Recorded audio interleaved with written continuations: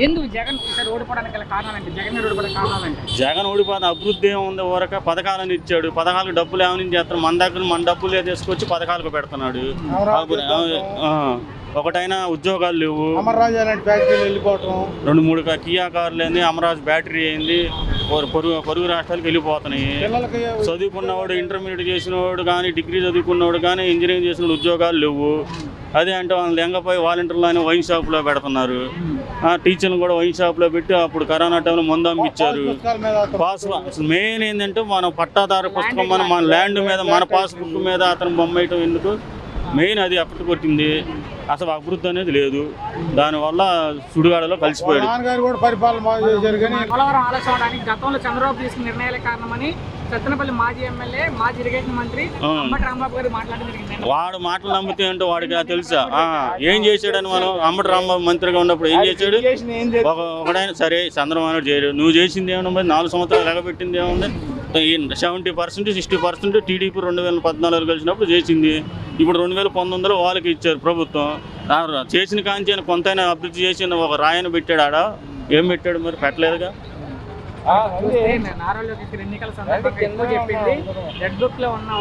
పైన పుస్తకంలో పెట్టుకుని ఎవరిని వదిలిపెట్టం. బూట్లు తుడుస్తా అన్నాడు ఓడిపోతే చంద్రబాబు నాయుడు. తీసుకుంటారని మేము అనుకుంటున్నాం. అంటే దాని పరంగా చట్టం అయితే ఏదైతే ఉంటే దాని పరంగా చూసుకుంటారు.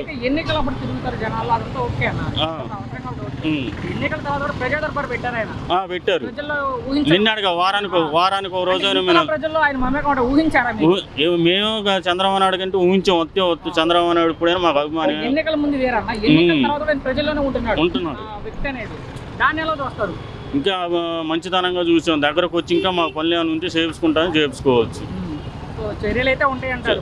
అంటే చట్టపరంగా ఉంటాయి కానీ న్యాయబద్ధంగా పరంగా వాళ్ళగా అభివృద్ధి చెందకుండా రౌడీజం లేకుండా చేయరు కదా. చట్టపరంగా ఏదైతే చట్టం దాటి ఏమి చేశారో దాన్ని చట్టపరంగా తీసుకుంటారు. మరి 150 ఓటు వచ్చినప్పుడు ఈఎంలో గోల్మాల్ మీ టీడీపీ అనుకుంటే మరి ఏం చేశారు? మరి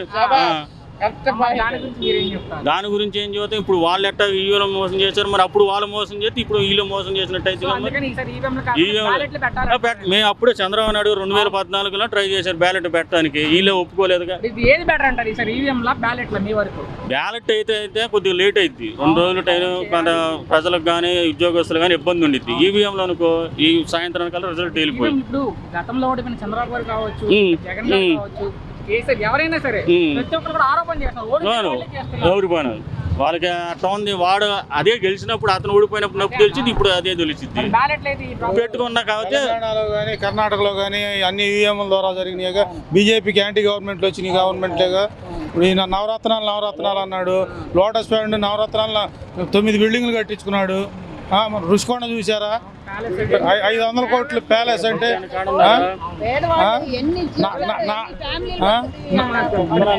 నావాతాతలు అన్నాడు. ఆ ముద్దులు పెట్టాడు, ఈ ముద్దులు పెట్టాడు. చివరికి నోటి కాడ కూడి తీసేసే పరిస్థితికి వచ్చాడు. పిల్లలకు ఉద్యోగాలు లేవు. స్కూల్ పుస్తకాల మీద, స్కూల్ బ్యాగుల మీద కూడా బొమ్మలు పిచ్చి, ప్రతి దాని మీద పిచ్చి. వాళ్ళ నాన్నగారు కూడా పరిపాలన చేశాడు. కానీ ఇంత రాక్షస పాలన మాత్రం మేము ఎవరు చూడలేదు. మేము 90 ఈవీఎంలు అంటే మామూలుగా అన్ని. ఇప్పుడు బీజేపీ వ్యతిరేక రాష్ట్రాలు కూడా తెలంగాణలో కాంగ్రెస్ పార్టీ వచ్చింది, కర్ణాటకలో కాంగ్రెస్ పార్టీ వచ్చింది, బీజేపీ వ్యతిరేక వచ్చినాయి. మరి ఇప్పుడు కాంగ్రెస్ పార్టీ గెలిచిన సీట్లన్నీ ఎట్లా గెలిచింది? పార్లమెంటరీ స్థానాలు. ఏమండి ఒకప్పుడు ఏం చెప్పాడు? మాకు ఎమ్మెల్సీలు వద్దు, చాలా ఖర్చు అవుతుంది, విధానసభ వద్దు, రద్దు చేస్తా అన్నాడు. ఇప్పుడు ఏమంటున్నాడు? నాకు విధానసభ కావాలంటాడు. అతను నాలుగు ఏమీ లేదు. జనం పిచ్చోళ్ళు అనుకున్నారు. జనం పిచ్చోళ్ళు కాదు, ఎప్పుడు తెలియదుగానే ఉన్నారు. అది అంటే ఇంత సీట్లు రాదు కానీ 120, 130 వస్తాయి అనుకున్నాం కూటమికి. అంతేగాని ఊహించిన పరిణామాలు.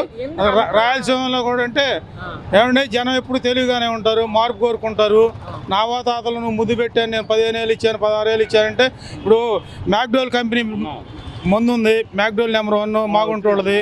అలాంటి మందు 100, 120 దొరికే క్వాలిటీ మందు ఇవాళ 120, 200, 250 పెట్టినా కానీ అంత క్వాలిటీ లేదు. పిచ్చి మందులు, పిచ్చి కంపెనీలు మందుల మీద విపరీతంగా సంపాదించాడు. చాలామంది ఆరోగ్యాలు దెబ్బతిన్నాయి. ఇవన్నీ గమనిస్తూనే ఉన్నారు. ఇవాళ ఆరోగ్యశ్రీ మంత్రి గారు ఇక్కడికి వచ్చారు. గల్లా మాధవ్ మీద పోటీ చేశారు. మీరు స్వయానం చూశారు మీ టౌన్లో. ఇట్లనే ప్రతి చోట పరిణామాలు అట్లనే ఉన్నాయి. ఇప్పుడు అదే ఏదైతే ఉందో ఓడిపోయింది కదా రజనీ గారు, పార్టీ మారే అవకాశం ఉందంటున్నారు.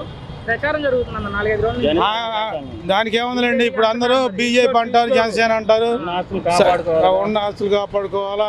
చంద్రబాబు నాయుడు దగ్గర నువ్వు పెంచిన తులసి మొక్కన ఉంది, తర్వాత గంజాయి మొక్క అయిపోయింది చంద్రబాబుకి.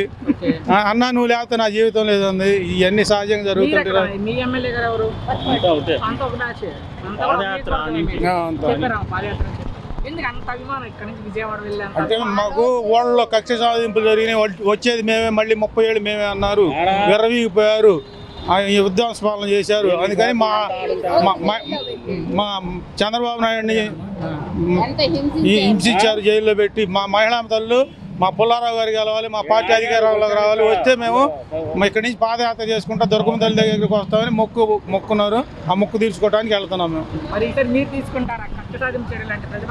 అదేం లేదండి, కక్ష సాధింపు. మాకు మళ్ళీ చంద్రబాబు అభివృద్ధి కావాలి, జనం బాగుండాలి, రాష్ట్రం బాగుండాలి, రాష్ట్రానికి ఆదాయ వనరులు సమకూరాలి, పోలవరం బాగుండాలి. పోయినసారి చంద్రబాబు నాయుడు గారు పోతిరెడ్డిపాడు ఇటు నుంచి నీళ్లు పెడితే ఉప్పుగుండూరు దగ్గరకు వచ్చినాయి. అలాంటివి ఇక్కడ నీటి మీద సమీక్షలు లేవు, ఒక విద్యాశాఖ మీద సమీక్షలు లేవు, ఒక ఏ మంత్రిత్వ శాఖ మీద సమీక్షలు లేవు. ఒక ఎమ్మెల్యేకి అతను ఇంటర్వ్యూ కూడా ఇచ్చారు కూడా. అలాంటి పరిస్థితుల్లో ఇవాళ ప్రజాపాలన ఇది, అదేమో రాజరిక పాలన అన్నట్టుంది. అది ప్రజలైతే పట్టం కట్టారు బాబు గారు. సో మంత్రిగా నారా లోకేష్ కూడా భారీ మెజారిటీతో గెలిచారు. మరి చూపిస్తారు ఐటీ శాఖ మంత్రిగా ఆయన చూపిస్తారంటే అతన్ని మొద్దు అన్నారు, ఇవాళ చాక్ అయిపోయారు. ప్రజాగాళం పెట్టాడు, పప్పు అన్నారు. ఇవాళ యువగాళం కానీ ప్రజాగాళం కానీ పెట్టారు. 100% సక్సెస్ అయ్యారు. ఇవాళ మామూలు కత్తి 2 పక్కల పొదురున్నట్టు. సరే, భారీ మెజార్టీ అంటే మంగళగిరి ప్రజలు అర్థం చేసుకున్నారు.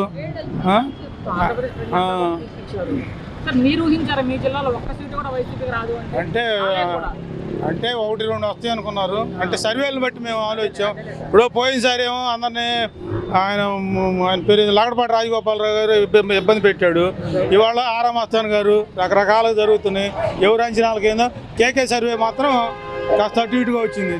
సర్వేలు పక్కన పెట్టి మీరు అనుకున్నారన్నా మేము 120-130 వస్తాయి అన్నాం. గుంటూరు జిల్లాలో ఒక్క స్థానం కూడా రాలా వైసీపీకి. రాలేదు. దాని గురించి అంతలా జనాలు నమ్మారు కదా, టీడీపీ నమ్మారు. ప్రజల్లో మార్పు వచ్చింది, ఒక సునామీ లాగా సృష్టించుకొచ్చారు. జగన్ కాదు అనుకుని చంద్రబాబు గారు ఓటేశారంటే జనాలు విధ్వంస పాలన చూశారు. చంద్రబాబు నాయుడు గారు విజయనుండ నాయకుడు 2020 అన్నాడు. అక్కడ సైబరాబాద్ చేశాడు, ఐటీ రంగాన్ని అభివృద్ధి చేశాడు.